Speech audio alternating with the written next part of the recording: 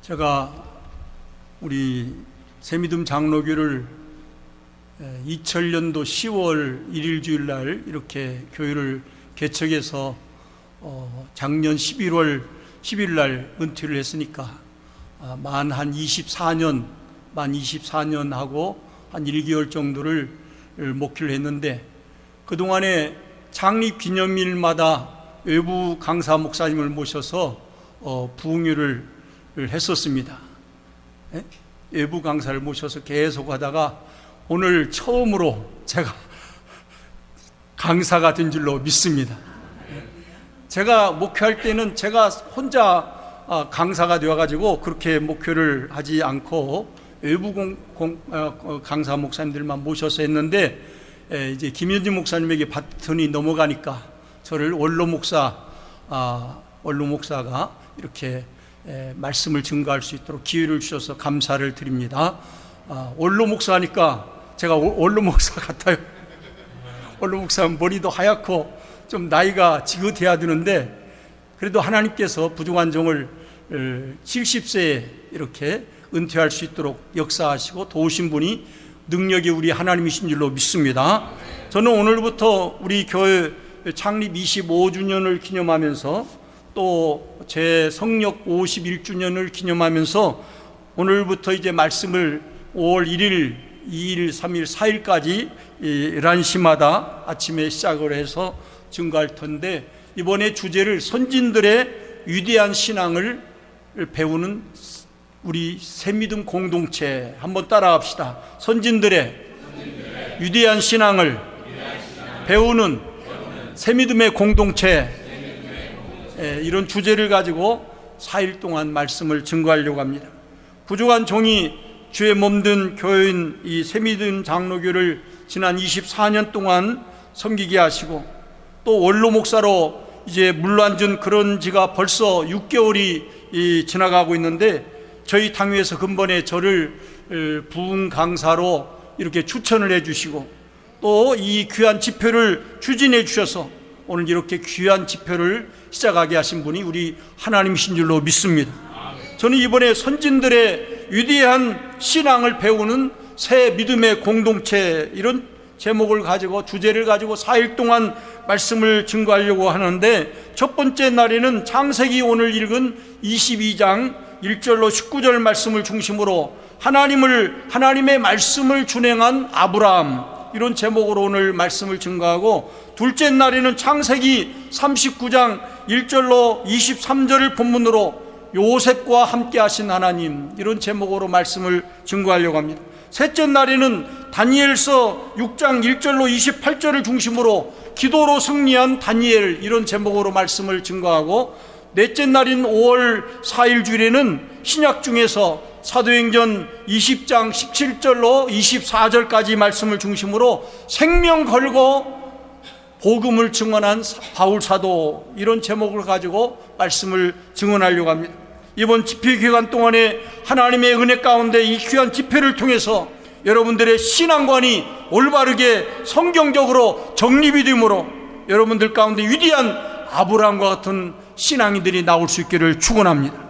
위대한 요셉과 같은 그런 성도도 나오고, 또 위대한 선지자 다니엘과 같은 그런 성도도 나오고, 또 위대한 바울 사도와 같은 그런 성도들이 나오게 되어서 여러분의 가정들이 변하고, 또한 여러분의 교회들이 살아나고 사회가 변화되어지고, 우리나라와 우리 대한민국이 성경 중심으로, 이 미국이 성경 중심으로 변화되어지는 놀라운 은혜가 넘칠 수 있기를 주의 이름으로 축원합니다.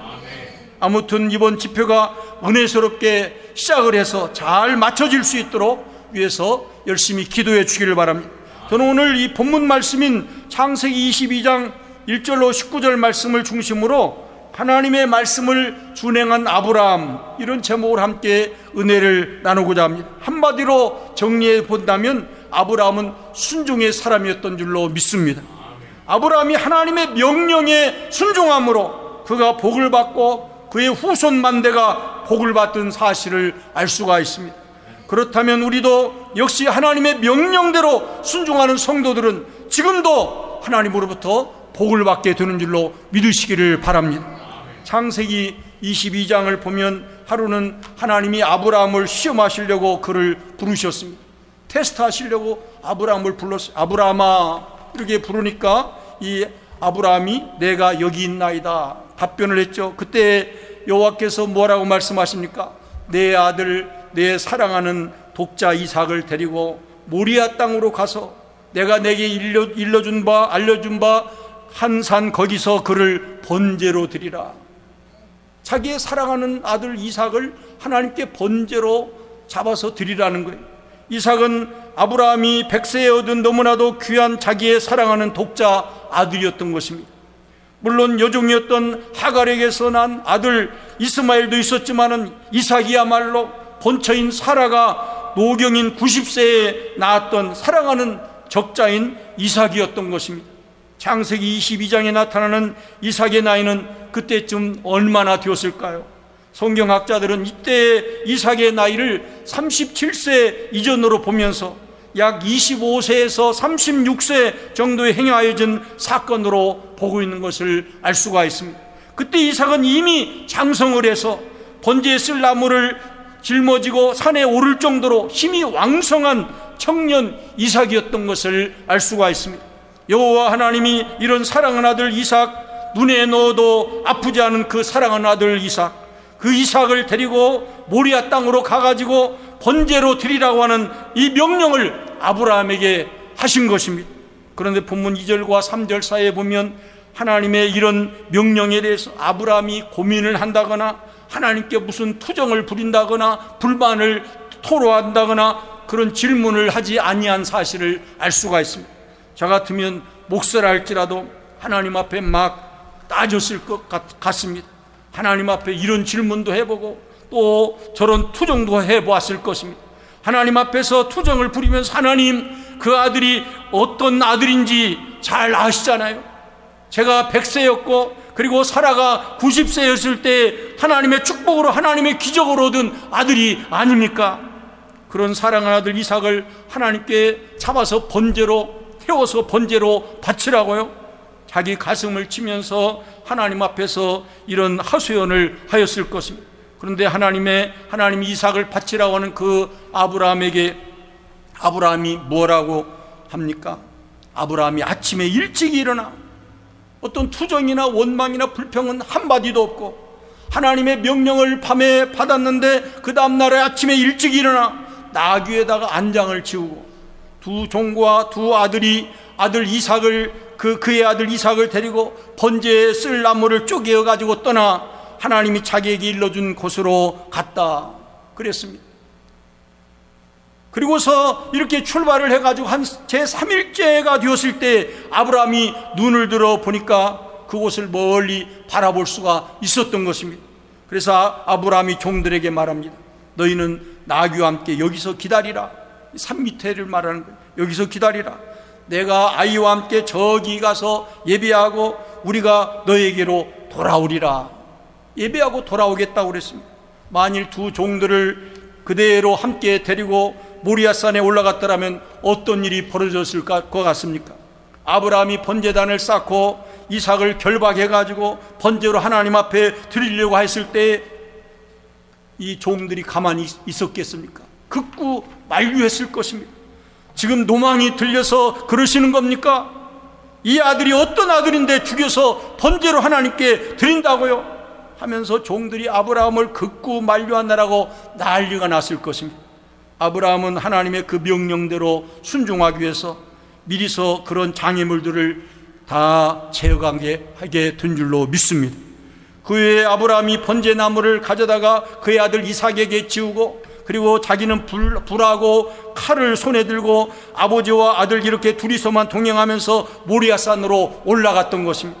모리아산으로 막 올라가면서 이삭이 아버지께 이런 질문을 합니다. 내 아버지여, 그러니까 내 아들아 내가 여기 있노라. 질문해 이삭이. 불과 나무는 있거니와 번제할 어린 양은 어디 있나이까?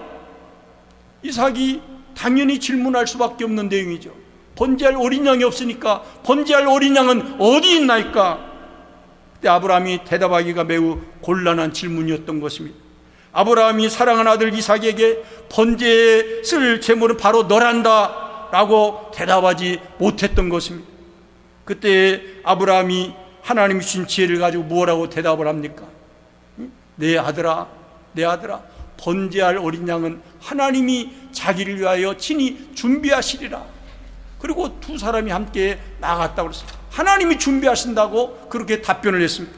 그래서 아브라함이 그곳 이제 모리아산에 다 올라가 가지고 그곳에 제단을 쌓고, 그리고 나무를 벌려놓고 그 아들 이삭을 결박해 가지고 제단 나무 위에 올려놓고서 손을 내밀어 가지고 칼을 잡고 그 아들을 잡으려고 하는 그런 위험한 순간이었습니다.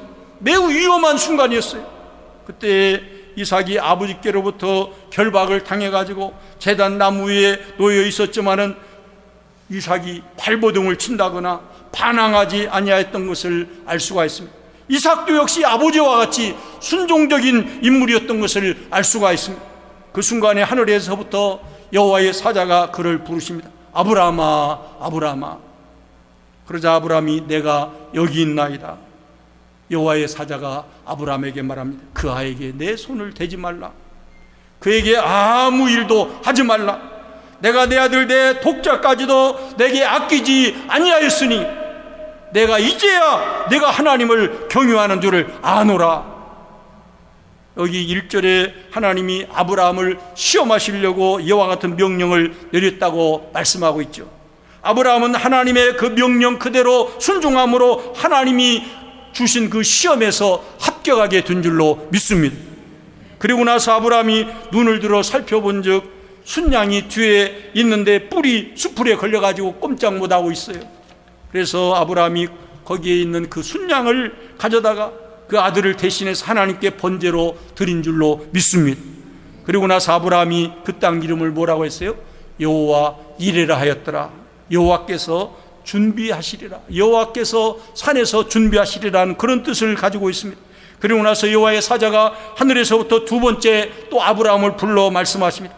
내가 나를 가리켜 맹세하노니 내가 이와 같이 행하여 내 아들 내 독자도 아끼지 아니하였은즉 내가 내게 큰 복을 주고 내 씨가 번성하여 하늘의 별과 같고 바닷가의 모래와 같이 되리니 내 씨가 그 대적의 성문을 차지하리라는 그런 축복을 받은 줄로 믿습니다.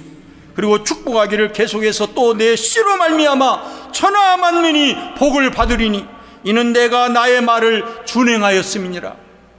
그리고 나서 아브라함이 그의 종들에게로 돌아가 가지고 그들과 함께 그곳을 떠나서 브엘세바로 가가지고 거기에서 거주했던 것을 알 수가 있습니다. 오늘 저는 이와 같은 본문을 가지고 하나님의 말씀을 준행한 아브라함, 이런 제목으로 함께 은혜를 나누고자 합니다.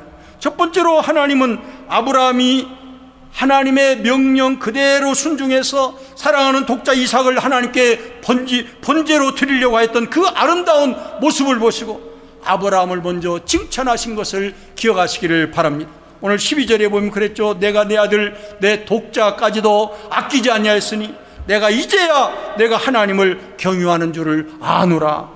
이런 칭찬을 우리도 받아야 할 줄로 믿습니다.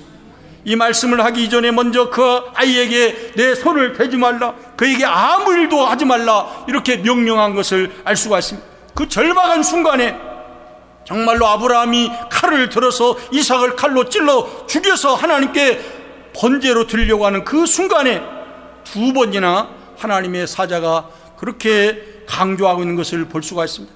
그 아이에게 내 손을 대지 말라, 그에게 아무 일도 하지 말라. 그리고 나서 내가 내 아들 내 독자까지도 내게 아끼지 아니하였으니 내가 이제야 내가 하나님을 경유하는 줄을 아노라. 여호와의 사자가 자기 자신과 하나님을 동일시하고 있는 것을 볼 수가 있습니다. 이것은 그가 바로 제2위신 성자이신 예수 그리스도이심을 알 수가 있는 것입니다. 내가 하나님을 경유하는 줄을 아노라. 자신이 근본 하나님이시면서도 하나님의 사자가 이와 같이 참으로 하나님을 객관화시켜서 이야기를 하고 있는 것은 성부와 성자와 성령 하나님 간에 구별된 유격이 있음을 암시해주고 있는 것입니다. 여기서 아누라고 하는 말은 아다티라고 하는 말인데 이것은 체험을 통해서 전인격적으로 수용한 지식을 의미하는 것입니다. 하나님은 독자 이삭의 헌납 사건을 통해서 아브라함의 믿음의 온전함을 보시고 합격시키신 줄로 믿습니다. 우리도 아브라함과 같이 전생의 가운데 가장 위대한 일을, 하나님을 경유하는 일에 매진할 수 있기를 주의 이름으로 축원합니다. 향년 100세를 일기로 소천하신 분이 누군지 아시죠? 지미 카터입니다. 지미 카터. 1924년 10월 1일에 탄생해서 2024년 10월 29일 날 이렇게 미국의 제39대 대통령의 그 유해가 자기의 고향 마을을 시작으로 마지막 여정을 떠났던 것을 우리가 기억할 수가 있습니다. 독실한 크리스찬으로 알려진 이 카터 전 대통령은 정치에서도 하나님 예수 그리스도의 아가페, 즉 예수 그리스도의 자기 희생적인 사랑을 구현하기 위해서 힘쓴 인물로 평가를 받고 있는 것을 알 수가 있습니다. 1924년생인 카터 대통령은 평화와 인권 활동으로 가장 훌륭한 전직 대통령이란 평가를 넘어서 신앙심이 깊은 사람으로 그렇게 유명하다고 하는 것입니다. 그는 11살 때에 조지아주의 한 남부 침례교에서 세례 침례를 받았고 1958년 34살 때에는 교회에서 집사로 임명을 받았었다고 합니다. 마라나타 침례교에서는 무려 50년 동안을 주일학교 교사로서 다음 세대를 양육하는 일을 50년 동안이나 했다고 하는 것입니다. 카터 전 대통령의 신앙은 그가 펴낸 그 저서에서 물씬 풍겨난다고 하는 것입니다. 2018년도에 펴낸 믿음 모든 것을 향한 여정, 영어 제목에는 Faith, A Journey for All 이란 책에서 자신의 평생 배운 교훈을 공유하고 있는 것을 알 수가 있습니다. 카터 전 대통령은 사랑은 완전한 아가페를 목표로 삼아야 합니다, 이렇게 말하면서 우리가 사회에서 기대할 수 있는 최대의 것은 단순한 정의를 실천하는 것입니다 라고 언급하고 있는 것을 알 수가 있습니다. 저는 지미 카터 대통령을 매우 존경하는데, 물론 그가 대통령에서 퇴임을 한 이후에도 평화의 그 집짓기 운동을 벌리면서 집 없는 사람들을 위해서 수많은 그 집들을 지어준 일도 귀하지만, 특별한 것은 그가 주일마다 아무리 바쁜 그런 일정 가운데도 조지아주에 있는 자기 모교인 마라나타 그 침례교회에 달려가가지고 50년 동안을 변함없이 주일 예배에 참석하고 그리고 주일학교 자기 반 아이들을 가르친 일이라고 하는 사실인 것입니다. 이것은 하나님을 경유하는 일을 가장 소중하게 생각했던 카터만이 할 수 있었던 일인 줄로 믿습니다. 그래서 이제 그가 미국의 역대 대통령 가운데서 가장 장수하는 복을 받게 되었고, 그가 노벨 평화상도 수상하게 되는 복도 받게 된 줄로 믿습니다. 역대 대통령들을 쭉 조사해 보니까 94세, 95세는 있는데 100세 산 대통령이 그동안에 아무도 없었어요. 지미 카터가 가장 장수한 미국의 대통령이 되었어요. 카터 대통령은 대통령으로 취임할 때 이와 같은 말씀을 인용한 적이 있다고 하는 것입니다. 미가서 6장 8절에 오로지 공의를 실천하며 그리고 인자를 사랑하며 겸손하게 내 하나님과 함께 행하는 것이 아니냐, 취임하면서 이 말씀을 인용한 적이 있다고 합니다. 우리의 삶 속에서도 하나님을 경유하는 일, 하나님을 섬기는 일, 하나님을 영화롭게 하는 일, 이 일을 가장 최고 우선으로 삼고 그 어떤 것보다도 하나님을 더 많이 사랑하고 더 많이 경배하고 경유하고 하나님을 높이며 하나님을 찬양하는 일에 최선을 다할 수 있기를 주님의 이름으로 간절히 축원합니다. 두 번째로 여호와의 사자가 말하기를 내가 이와 같이 행하여 내 아들 내 독자도 아끼지 아니하였은즉 내가 내게 큰 복을 주고 내 씨가 크게 번성하여 하늘의 별과 같고 바닷가의 모래와 같게 하리니 내 씨가 그 대적의 성문을 차지하리라는 이런 축복을 받은 것을 알 수가 있습니다. 본문 16절과 17절에 있는 말씀인 것이죠. 지난날에 아브라함에게 주셨던 언약의 유효성을 하나님 자신의 이름을 걸고서 재차 보증하고 있는 것을 알 수가 있습니다. 아브라함의 순종은 아브라함에게 큰 복을 가져오게 된 줄로 믿습니다. 아브라함이 하나님을 경유하는 일을 삶의 가장 우선순위로 삼았을 때 하나님은 아브라함에게 큰 복을 주시겠다고 약속하고 있는 것을 알 수가 있습니다. 거기에 내 씨가 크게 번성하여 하늘의 별과 같고 바닷가의 모래와 같게 하리니 내 씨가 그 대적의 성문을 차지하리라. 창세기는 아브라함이 이삭을 낳고 이삭이 야곱을 낳고 야곱이 르우벤과 요셉을 비롯해서 12아들들을 낳은 역사적인 기록을 실제로 적어놓은 것이 창세기 책인 것입니다. 아브라함의 씨가 크게 번성해서 하늘의 별과 같이 많아질 것을 약속한 대로 그대로 이루어진 줄로 믿습니다. 또한 아브라함의 씨가 얼마나 많은지 바닷가의 모래와 같이 많아질 것이란 그 약속대로 그대로 이루어진 줄로 믿습니다. 지난 2024년 중반기에 전 세계 인구가 약 81억 1천만 명으로 그렇게 추산을 하고 있는데, 우리 기독교인들의 인구가 약 26억 3천만 명으로 추산하고 있다고 하는 통계를 보았습니다. 이런 추세로 나아간다면 2050년이면 전 세계에 우리 기독교 인구가 30억 명을 돌파할 것이라고 하는 그런 전망이 나오고 있습니다. 아브라함의 씨들이 이 지구촌에 얼마나 많은지, 저 하늘의 별과 같이 많고 그리고 바닷가의 모래알과 같이 많아지는 것은 이미 창세기 22장에서 아들을 사랑하는 것보다 하나님을 경유하는 것을 택하였던 아브라함에게 주신 그 축복의 열매인 줄로 믿습니다. 내 씨가 그 대적의 성문을 차지하리라. 성문은 원래 성내의 주민들과 성읍의 안녕을 지켜줄 수 있는 그런 방어물이 이 성인데, 성문을 차지하리라는 것은 그 성을 정복하는 것을 의미하는 것입니다.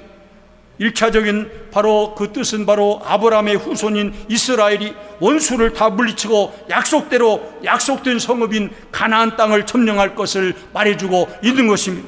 그런데 여기에 보면 보다 더 깊은 영적인 의미가 있는 것입니다. 장차 메시아를 통해서 그를 믿는 성도들, 다시 말해서 아브라함의 영적인 후손들이 복음으로, 하나님의 말씀으로 세상을 정복할 것이라는 그런 약속이 그대로 이루어지고 있는 줄로 믿습니다. 그러므로 우리 그리스도인들은 기죽지 말고 아브라함의 믿음, 아브라함의 순종의 믿음을 본받으시기를 주의 이름으로 축원합니다. 우리 그리스도인들이 하나님의 영광 그대로, 하나님의 그 명령 그대로 준행하고 순종하는 그 아브라함의 믿음으로 무장할 때 이 세상을 믿음으로, 말씀으로, 복음으로 정복하게 될 줄로 믿습니다. 세 번째로 아브라함에게 계속해서 축복을 약속하고 계시는데, 또 내 씨로 말미암아 천하 만민이 복을 받으리니 이는 내가 나의 말을 준행하였음이니라. 여기에 내 씨는 여러 사람들을 의미하는 게 아닙니다. 바로 여자의 후손인 예수 그리스도를 의미하는 줄로 믿습니다. 내 씨로 말미암아, 예수 그리스도로 말미암아, 예수 그리스도 때문에, 예수 그리스도로 인하여서 천하 만민이 복을 받을 거다. 그대로 이루어지고 있는 줄로 믿습니다. 창세기 3장 15절에 보면 여호와 하나님이 이제 하와를 유혹하였던 그 뱀에게 이렇게 말씀하신 적이 있었죠. 내가 너로 여자와 원수가 되게 하고 내 후손도 여자의 후손과 원수가 되게 하리니, 예수 그리스도하고 뱀의 후손들은 다 원수가 된다는 거예요. 여자의 후손은 내 머리를 상하게 할 것이요, 여자의 후손은 누굽니까? 예수 그리스도인 줄로 믿습니다. 예수 그리스도께서 내 머리를 상하게, 치명적인 거지, 머리를 상하게 할 것이요, 너는 그의 발꿈치를 상하게 할 것이니라고. 우리는 갈라디아서 3장 16절 말씀을 기억하시길 바랍니다. 이 약속들은 아브라함과 그 자손에게 말씀하신 것인데 여럿을 가리켜 그 자손들이라 하지 아니하시고 오직 한 사람을 가리켜 내 자손이라 하였으니 곧 그리스도라. 바로 내 씨는 바로 그리스도인 줄로 믿습니다. 그러면 여기 18절에 나오는 내 씨로 말미암아, 이 말씀 바로 예수 그리스도 한 분을 의미하는 줄로 믿습니다. 내 씨로 말미암아, 예수 그리스도로 말미암아, 다시 말해서 하나님의 아들 예수 그리스도로 말미암아 천하 만민이 복을 받고 있는 줄로 믿습니다. 이렇게 아브라함의 씨를 통해서 천하 만민이 복을 받을 것인데 그 이유가 무엇이라고 말씀합니까? 이는, 한번 따라합시다. 이는 네가 나의 말을 준행하였음이니라. 하나님의 말씀을 아브라함이 준행했기 때문에 내 씨로 말미암아 천하 만민이 복을 받을 것이다. 하나님을 경유하는 일을 우리의 삶의 최우선으로 삼으면서 하나님의 명령 그대로 준행을 하면서 순종할 때 우리에게도 이런 엄청난 축복이 임하게 되는 줄로 믿으시기를 바랍니다. 저희 외할머니가 98세에 소천하셨습니다. 제 어머니는 이번에 가보니까 94세, 95세인데 지금 김제 노인 아파트에 살고 계시는데 아직도 저를 알아보고 그리고 제 집사람도 알아보고 이렇게 하시는 것을 볼 수가 있는데, 저희 외할머니는 처음에 이 한국에 선교사들이 왔을 때 처음에 그 선교사를 통해서 복음을 믿었어요. 그리고 외할머니가 복음을 믿고 나서 그 어머니, 외할머니 어머니, 증조 외할머니를 전도를 해서 증조 외할머니가 예수를 믿었다고 그래요.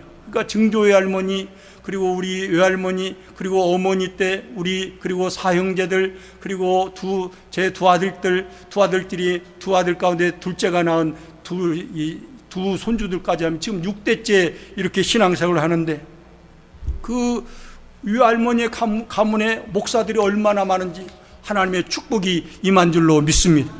한 가문에서, 한 가정에서 한 사람 목사 나오기도 힘든데 저희 큰아이 외삼촌 가정에서 5명의 목사들이 나오고, 두 번째 그 외삼촌 가정에서 목사가 1명이 나오고, 또 막내 셋째 외삼촌의 가정에서 목사가 2명이 나오고, 그리고 저희 이모님들이 2분인데 큰 이모님 그 가정에서 목사가 5명이 나오고, 또 작은 이모부 그 가정에서는 목사가 1명, 그리고 저희 어머니가 큰딸인데 어머니 가정에 목사가 2명, 제 동생까지 해서 이렇게 해서 모두 외할머니의 가정에 전체 목사들이 16명인 것을 알 수가 있습니다. 할렐루야. 하나님을 경유하며 하나님의 명령대로 순종하면서 기도하는 일에 전력을 다하셨던 저희 외할머니의 눈물의 기도로 인해서 그 후손들 가운데 목사들이 16명이나 나오게 된 줄로 믿습니다. 사랑하는 성도 여러분, 지금도 믿음으로 하나님을 경외하며 하나님의 말씀에 순종하는 자들에게, 그리고 그 후손들에게 하나님이 엄청난 축복을 주고 계신 줄로 믿으시기를 바랍니다. 우리나라의 의료업계에 파문을 일으키고 있는 이일랜드 창업자인 그 박성수 집사님에 대한 이야기를 여러분들이 아실 것입니다. 기억하실 것입니다. 이일랜드가 점점 커져가지고 지금은 언더우드, 그리고 브렌타노, 그리고 헌트 등의 그런 계열 회사도 창업을 했다고 하는 것입니다. 그런데 이 회사는 처음에 이렇게 해서 시작이 되었다고 합니다. 박성수 집사님에게는 하나밖에 없는 여동생이 있었다고 합니다. 그런데 부모님이 이 여동생을 불신자하고 결혼을 시키려고 했다는 것입니다. 그때도 믿음이 있었던 박 집사님은 결사적으로 우리 여동생이 불신자하고 결혼하는 것을 극구 만류하고 반대했다고 합니다. 그러나 그 결혼은 부모님들이 억지를 부려가지고 이제 감행이 되고 말았다고 하는 것입니다. 박 집사님은 여동생의 결혼식에도 참석하지 않았다고 하는 것입니다. 그자 박 집사님의 부모님들이 화가 나가지고 괘씸하다고 생각해가지고 이 박성수 집사 아들에게 500만 원을 줘가지고 집에서 쫓아내고 말았다고 하는 것입니다. 500만 원 줘서 내쫓았어요, 아들을. 그는 신촌 로타리 앞에 2평짜리 이 가게를 얻어가지고 500만 원으로 이제 옷 장사를 시작을 했었다고 합니다. 그는 개업 예배를 드릴 때 그는 철저히 하나님 중심으로 가게를 운영하기로 하나님 앞에 서약을 했었다고 하는 것입니다. 그리고 그는 하나님께 이렇게 부르짖어 기도했다고 합니다. 하나님, 저는 하나님만 의지합니다. 하나님이 나를 도와주셔서 이 사업을 축복하여 주옵소서. 여기에 나오는 이 입금을 가지고 선교를 위해서 사용하겠습니다. 500만 원으로 시작된 이 사업이 10년 후에는 1000억이 되게 하여 주시옵소서. 그리고 박성수 집사는 철저히 하나님 중심으로 사업을 시작을 했다고 하는 것입니다. 주일 성수도 철저히 잘하고, 또 이제 사업을 할 때에도 기도로 시작해서 기도로 문을 열었었다고 합니다. 문을 닫았다고 합니다. 하나님 앞에 11조를 하지 않는 그런 대리점들은 다 끊어버렸다고 합니다. 게다가 주일 성수를 하지 않는 그런 가게들은 물건 공급을 이제 중단하고 말았다고 하는 것입니다. 이렇게 철저하게 이 박성수 집사님이 하나님 중심, 말씀 중심, 그리고 기도 중심으로 사업을 하던 이 박성수 집사님에게 하나님의 축복이 임하게 된 줄로 믿습니다. 하나님께서는 그에게 개업 예배 때 기도를 응답해 주신 줄로 믿습니다. 정확하게 사업을 시작한 지 10년 만인 1989년도에 매출이 정확하게 1000억이 된 줄로 믿습니다. 그 후에 1990년도에는 3000억이 되었다고 합니다. 그리고 1991년도에는 매출이 7000억이 되었다고 하는 것입니다. 하나님께 온전하게 의지하면서 하나님을 온전하게 이제 붙어있던 이 박성수 집사, 하나님의 말씀을 철저하게 순종하고 주의를 성수하고 11조를 하나님께 드리면서 입금들을 가지고 선교 후원비로 사용하던 이 박성수 집사, 하나님은 하나님을 경외하며 하나님을 극진하게 사랑하던 자녀인 박성수 집사에게 사업의 어마어마한 축복으로 약속하신 줄로 믿습니다. 창세기 때에만 하나님을 경외하는 자에게 축복을 주시는 게 아니라 지금도 우리 시대에도 하나님을 경외하고 하나님의 말씀대로 순종하는 자들에게 하나님이 지금도 축복을 주시는 줄로 믿으시기를 바랍니다. 오늘 말씀을 정리하고자 합니다. 하나님은 76세에 아브라함을 갈대아 우리에서 부르셨어요. 75세에 부르시고 25년이 지난 100세 때에 하나님의 약속대로 사랑하는 이삭을 아브라함에게 100살에 주셨어요. 그때 사라의 나이는 90세였던 것을 알 수가 있습니다. 그런데도 경수가 이미 끝쳐진 그런 사라에게 하나님이 약속대로 아들을 주신 줄로 믿습니다. 그때 그 후에 사라는 127세에 되어서 막벨라 굴 그 무덤에 묻히게 되었고, 그리고 아브라함은 175세가 되어서 한 48년을 혼자서 또 살았더라고요. 아브라함 175세에 하나님의 부름을 받아서 무덤에 묻힌 것을 알 수가 있습니다. 하나님은 아브라함이 하나님의 말씀대로 순종하며 독자 이삭을 하나님께 번제로 드렸을 때 하나님께서는 아브라함을 칭찬하신 줄로 믿습니다. 네가 내 아들 내 독자까지도 내게 아끼지 아니하였으니 내가 이제야 내가 하나님을 경외하는 줄을 아노라. 이런 칭찬이 우리에게도 있으시기를 축원합니다. 하나님은 아브라함이 준 그 시험에서 합격하게 된 줄로 믿습니다. 그러면서 아브라함에게 여호와의 사자가 축복하죠. 내가 이같이 행하여 내 독자 내 아들 내 독자도 아끼지 아니하였으니 내가 내게 큰 복을 주고 내 씨가 크게 번성하여 하늘의 별과 같고 바닷가의 오리와 같게 하리니 내 씨가 그 대적의 성문을 차지하리라. 아멘. 게다가 축복을 계속해서 약속하시는데 또 내 씨로 말미암아 천하 만민이 복을 받으리니 바로 하나님의 유아들 예수 그리스도로 말미암아 내 씨 가운데 예수 그리스도로 말미암아 천하 만민이 복을 받을 거니 이는 네가 나의 말을 준행하였음이니라. 우리가 오늘 선진들의 위대한 신앙을 배우는 새믿음의 공동체가 되어지기를 주의 이름으로 축원합니다. 우리 모두가 다 아브라함과 같이 자기 독자 아들 이삭보다도 하나님을 먼저 더 사랑하고 하나님의 말씀을 준행하고 또 하나님의 말씀에 순종하는 그런 귀한 것을 하나님께 영광을 돌려서 우리의 삶이 남은 여생에 아브라함과 같은 축복이 여러분들에게 임재하시기를 주의 이름으로 간절히 축원합니다.